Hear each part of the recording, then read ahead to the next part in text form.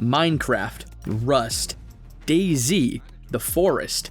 These titles call back to one of the most influential gaming trends of all time. Survival games were all the rage in the early 2010s, and riding that wave in 2014, Subnautica was released into early access. And it was just as good, if not better, than just about every survival game that came before it. I loved the original Subnautica, and I consider it to be one of the best gaming experiences I have ever had.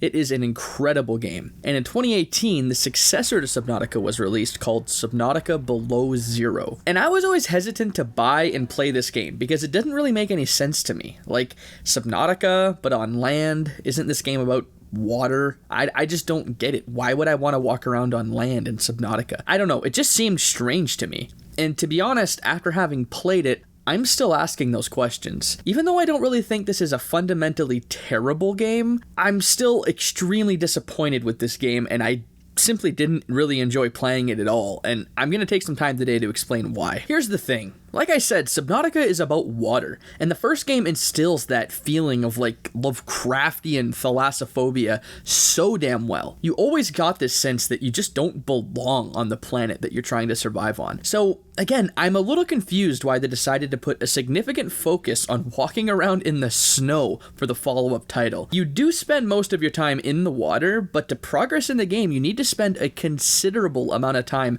roaming around on the ice sheet trying to find stuff, and it didn't really vibe with me. I want to be in the water getting chased around by massive leviathans shitting my fucking pants, not up here pod racing on my speeder bike dodging big worms and stupid looking polar bear wolves. I do think the game looks pretty nice above water, walking around in the snow, looking at the aurora lighting up the night sky, reflecting off of the ocean water. It looks really cool, but 95% of the time it's a whiteout blizzard, so you can't even see anything anyway. Eventually you get access to this speeder bike called a Snow Fox, and this thing is just straight up ass.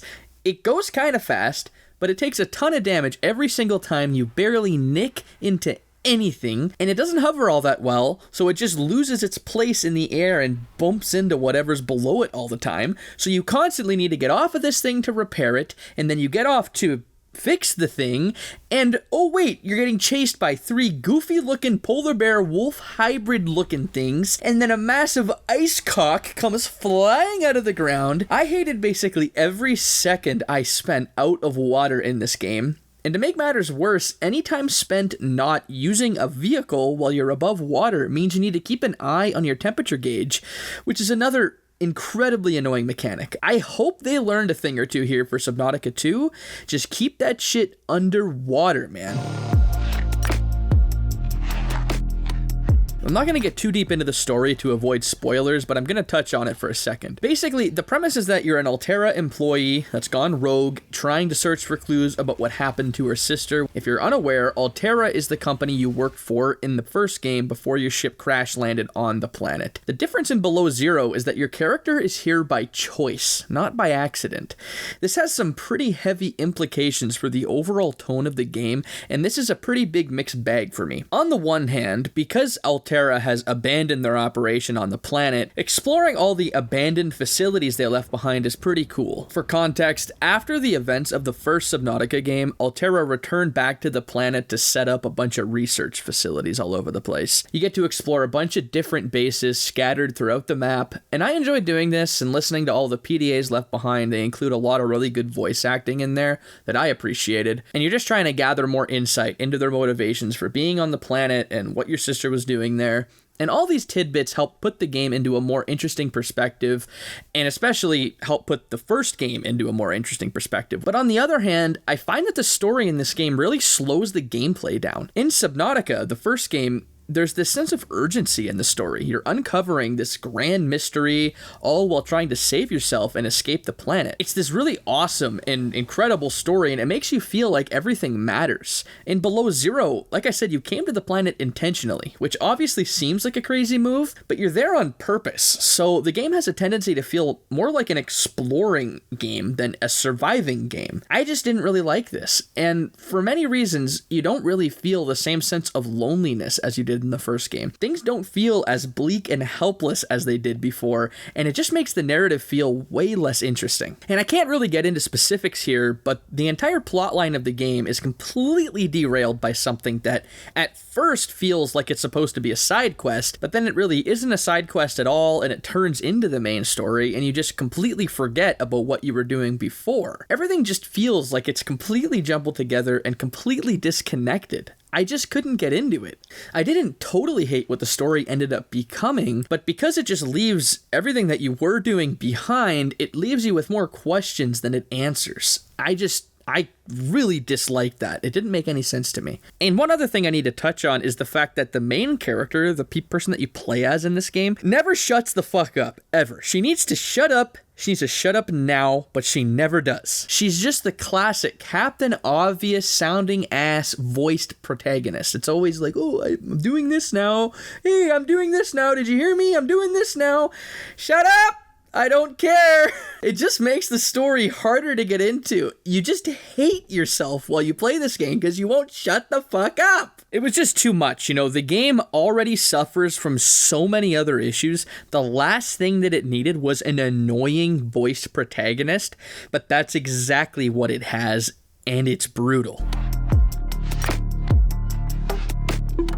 To put it frankly, Below Zero's world design is just not good. It pales in comparison to what Subnautica was able to do, and it's just so uninteresting. Like, the world is totally bland. It's like they took everything that was good about the world for Subnautica, and they just said, hey, for Below Zero, we're going to take all that, but it's going to be way worse. And that's what they did. The only interesting biome that I liked, it's called the Twisty Bridges, and it just has all these big tentacle things everywhere. It looks pretty cool, but other than that, everything else just sucks, and nothing comes anywhere near close to touching the feeling that I had when I was exploring the Lost River or the Lava Castle areas of Subnautica. Those places were so dope, so alien feeling and unique, like nothing I had ever experienced in a game before. And in this game, we get the crystal caves with the big shrimp swimming around. Like, I'm sorry, folks, but it doesn't cut it. And it really doesn't help that virtually everything is shared between these two games, in the worst way possible, of course. The tech trees are all exactly the same. Almost every single material and resource is found and crafted exactly the same way as it was in the first game. Besides some limited plant life, there really aren't any new resources to gather either, and this means that there's not really any new items to craft. It's all exactly the same. This game just plays as though it's like a poor DLC for Subnautica, and it's definitely not something that should have been a standalone product. The game is absolutely filled with shared assets from the first game, and whatever they did make from scratch for Below Zero just looks bad. It feels like this game was robbed of all the creativity we found in the first game, and I was consistently disappointed with everything I came across as I played through the game. And to make matters even worse, the map is insanely confusing. You're like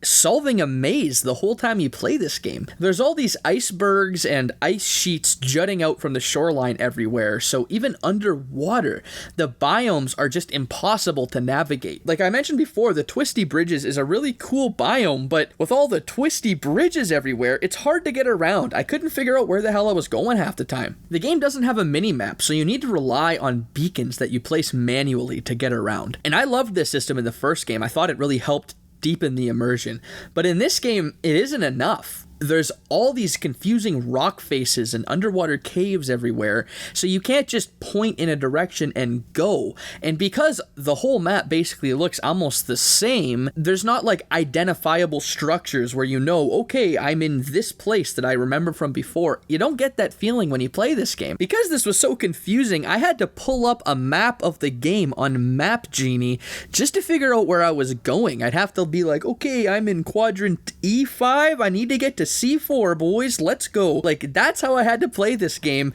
because I couldn't figure out where I was going, because there's icebergs here, twisty bridges there, floating rocks here. It's like, where am I? I don't know. And the issue gets even worse when it comes to getting around on land, like way worse. At one point, I had to cheese my way up a cliff with my prawn suit because I could not figure out any other way of doing it. I'm not even certain that there is another way of doing it. And to me, this is just bad design, plain and simple. The game constantly makes you backtrack to figure out where you're going, and because you're backtracking through areas that are both confusing and they look like ass, it just made me hate the game more and more and more as I played through it. I was like angry by the time I was done with it, which maybe I have a problem, but it pissed me off.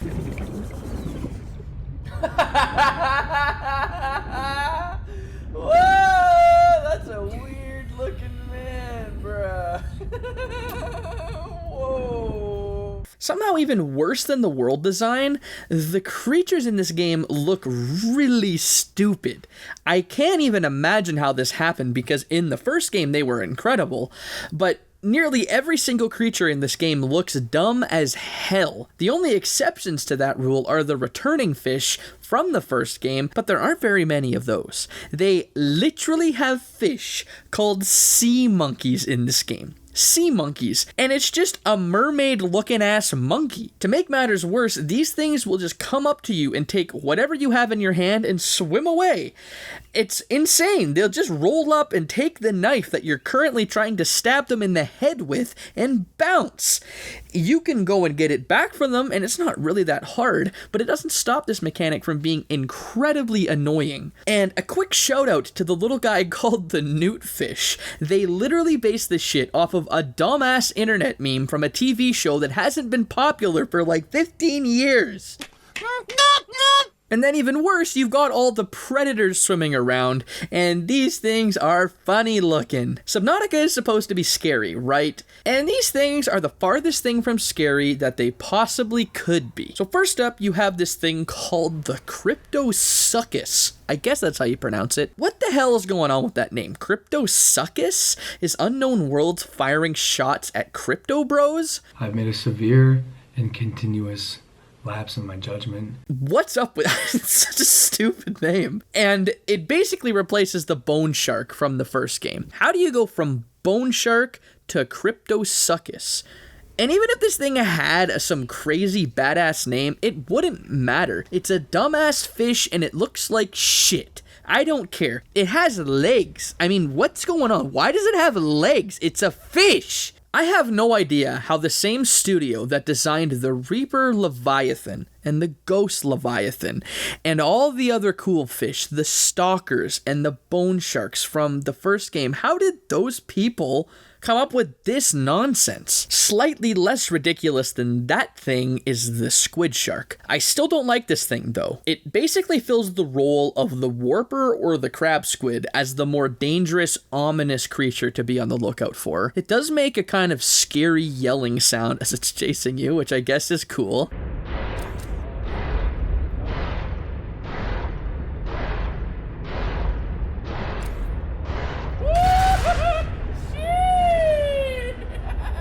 The problem is it still looks sort of goofy. There's not much scary about it other than that it looks kind of like a shark, but it has squid tentacles instead of the regular like ass of a shark, which just makes it look less scary to me. And it certainly doesn't come anywhere near close to the fear that a crab squid instilled in me the first time I saw one. I just feel like the creativity was totally stripped from this game, and it actually makes me feel kind of concerned for the future of Subnautica. Like, if the next Subnautica game, which they are making, looks like this and has this type of design, I don't know, guys, I'm probably not going to buy it. And continuing the trend of making matters worse, we have the issue of the Leviathan creatures in this game. Replacing the cool reefbacks as the passive Leviathan from Subnautica, you'll find the glow whale, which is basically like a regular whale with like a really big gulper mouth. It's just a whale, really. And your first aggressive Leviathan you'll encounter is called the Cheselerate. Chelicerates. I don't know how the fuck to pronounce that, but it's basically just a huge prehistoric looking shrimp, lobster, shark looking ass fish. I don't know. The design is kind of cool, but it doesn't look scary. I think it's kind of hilarious looking when they attack you, because it's not like a scary looking fish. When you go deeper down, you're going to encounter the Shadow Leviathan. And this thing is like a really evil looking massive ass shrimp. And I did throw a little bit of shade at this thing a little bit earlier in the video, but I will admit this thing scared the shit out of me the first time I encountered it. It is super aggressive, it moves hella fast, and it just comes out of nowhere when you go down into the crystal caves. It's not as fearsome as a Reaper or Ghost Leviathan, but it's still rather scary, and I kind of like the design here. I know it gets a lot of flack from other critics of this game, but I think this is a decent design, and it's certainly more frightening to encounter than anything else they put in this game. And another place that this game misses the mark is with the vehicle that you're stuck with for the entire game. So in the first game, you had this massive ass submarine called the Cyclops. This thing had 2 floors and it was totally customizable inside. You could basically treat the interior of this thing like your own little base. You can build like storage lockers and fabricators or whatever on the walls. It was awesome. It even has this awesome cargo bay that you can park your sea moth or prawn suit in, which I absolutely loved. But for whatever reason, in Below Zero, they just chucked this concept completely out the window. Instead, in this game, you're going to get what they call a Seatruck. And this thing is basically just the worst of both worlds between a sea moth and a Cyclops. You start off with just the front end of this thing, which is just like a smaller, less maneuverable version of the Seamoth, and as you progress through the game, you're going to unlock blueprints for modules that you can build. So you can build these little containers that you can attach to the back of it, and each container has its own utility. So one has a fabricator, one has like storage boxes in the back of it, and you can even get one that has an aquarium on the back of it if you want to. And I guess these things are kind of cool, and you can walk around inside them once you start attaching stuff to the back, but the problem is you can just do all this, but better, in the first game with the Cyclops. A perfect example of this is the fact that you can build a module to stick your prawn suit to the back of your Seatruck, but that means you need to get out of the Seatruck, swim to the back of the Seatruck, and then get into the prawn suit. With the Cyclops, you could park the prawn suit in the Cyclops and then just get into the prawn suit from being inside of the Cyclops and just deploy underneath. It was way more seamless, it felt way more immersive, and it was way cooler. I don't know why they did away with this. And while I guess it is nice that you can build storage modules for the Seatruck to expand what you can bring with you, you could just build lockers in your Cyclops in the first game, and these things had way more storage than little lockers you get in the storage modules for the Seatruck. It's just worse in this game than it was in the first game in every imaginable way. And all these issues really just tell the story on how mediocre this entire game is. It's clumsier, it's less immersive, it's less interesting, and it's certainly way less fun than the original game was. It's worse at every turn. I did want to take a second to touch on performance, because I think it's the one place that this game actually does a little bit better than the first game. My major issue with the first game's performance was the amount of pop-in that was present. It was pretty jarring. Like, it was actually really bad, and it caused me to be kind of frustrated at times because it was so bad. But I'm happy to report that in this game, they did a lot better in this regard. The view distance is set up in a way that things just come in with the fog as they do in every other game. There are some LOD rendering issues that you would potentially run into, but I'd rather have that than the amount of pop-in that was in the first game, because it was brutal. A much smaller issue I had with the first game was the minor glitches and bugs that I ran into. I had vehicles randomly explode on me. I was once launched something like 9 kilometers into the air, and Leviathans had a tendency to just glitch straight through the ground coming towards me. Below Zero has less issues in this regard, but it's still far from perfect. I once threw my Snow Fox down like to deploy it, and it just went straight through the ground and disappeared. And I once blew up the storage container for my Seatruck by backing into it while I was trying to connect to it, which is what you're supposed to do. Fortunately, this is nothing that some quick console commands or reloading your save won't fix, but it's still incredibly annoying, and it's something to keep in mind if for whatever reason you want to go ahead and play this game. I am absolutely perplexed as to how they managed to release this game without changing or improving the user interface at all. It is by far the biggest issue I had with the first game, and they did absolutely nothing to improve upon this for Below Zero. There are plenty of mods you can get to fix this game's UI, but I don't want to use mods for this game to fix its problems when I'm reviewing it, because I don't think that would be fair. It's just like if there was one thing, the number one thing on their list of things they needed to fix, if there was one thing at the top, it was the UI, and they did nothing. Absolutely nothing to change it. You still have the 5-item hotbar. You still have these massive ass bubbles everywhere on your menus that take up way too much space unnecessarily. Just shrink that shit down, man. I don't get it. Every game does this. There are so many games with this problem where the UI elements are way bigger than they need to be because they think gamers are 95 years old and play games with reading glasses on, but they don't. We don't need this shit to be so big. It takes up way too much space and it makes it hard to navigate. Just look at me scrolling through the recipe book in this game. If I forget how to build a computer chip, I need to scroll down to computer chip and find it amongst the noise. I find it. I keep fucking smacking this stupid thing because I'm pissed. Why does this have to be so hard? Just put a search bar at the top. Very simple. Make these icons twice as small. Totally reorganize this. If I'm going to pay you $40 for a game that's exactly the same as the game you already made 5 years ago, at least change the UI. I swear to God, man. Fuck.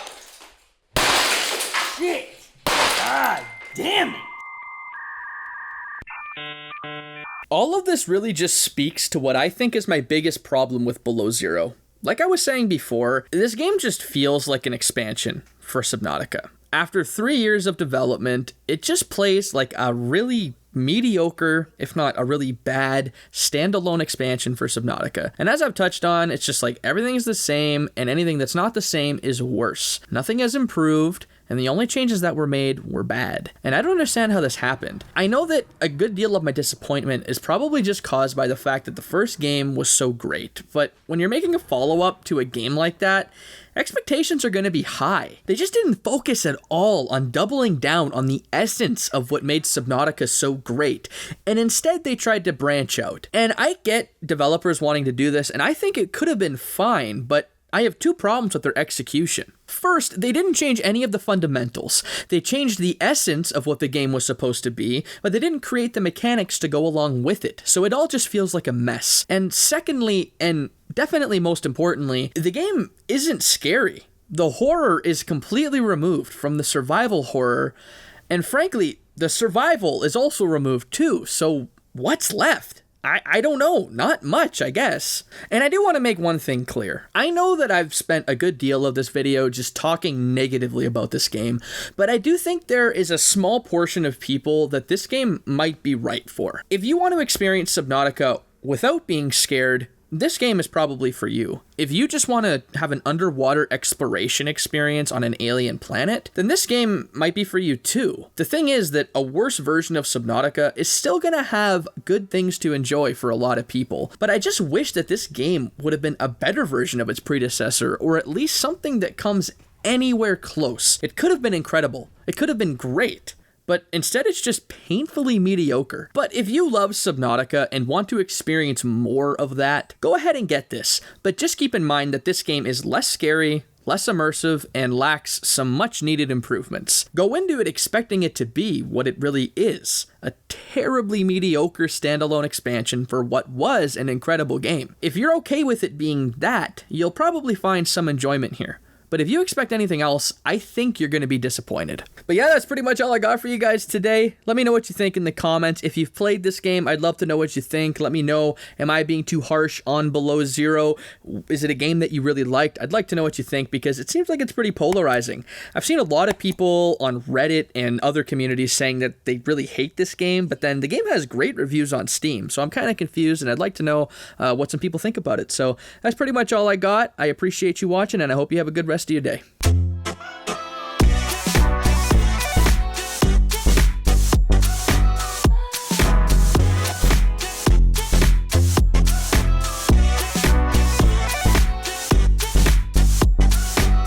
Hold on, something's coming out of here.